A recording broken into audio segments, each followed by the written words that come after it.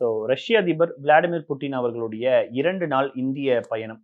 இந்த பயணத்துல வந்து முக்கியமா தமிழ்நாட்டு குறித்து 2 முக்கியமான விஷயங்கள் பற்றியும் விவாதிக்கப்பட்டிருக்கு சார். குறிப்பாக புத்தினினுடைய இந்த வருகை அப்படின்றது தற்போதைய சர்வதேச சூழல்ல எப்படி நம்ம புரிஞ்சுக்கிறது? அதேபோல வரலாற்றின் அடிப்படையிலும் இந்த வருகையை நம்ம எப்படி பார்க்கிறது?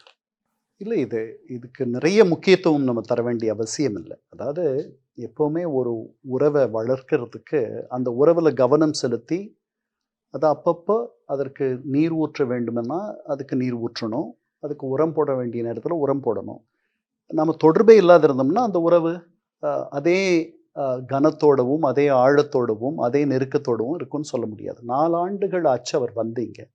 ஆனால் அவர் பல ஆண்டுகள் ரஷ்யாவில அதிபராக இருக்கிறார். நம்முடைய பிரதமரும் இங்கு பல ஆண்டுகள் 11 ஆண்டுகள் பிரதமராக இருக்கிறார். இவர்கள் பலமுறை பல சர்வதேச அமைப்புகளில், பல சர்வதேச அ சந்திப்புகளில் சந்தித்துக் கொள்ளுகிறார்கள். அவங்களுக்குள்ள வந்து ஒரு ஒரு நல்ல நேயம் இருப்பது நமக்கு தெரியுது. அவர்களுடைய உடல் மொழிய பார்க்கும் பொழுதே தெரியுது. இன்னைக்கு 2 நாடுகளுமே ஒரு ஒரு தவிப்பான இடத்துல இருக்கோம். அவர்கள் நிறைய ஒரு பெரிய துன்பத்தில் இருக்கிறார்கள். ஏன்னா, அவர் ஒரு போர தொடுத்திருக்கார். அந்த போர தொடர்ந்து நடத்துறார்.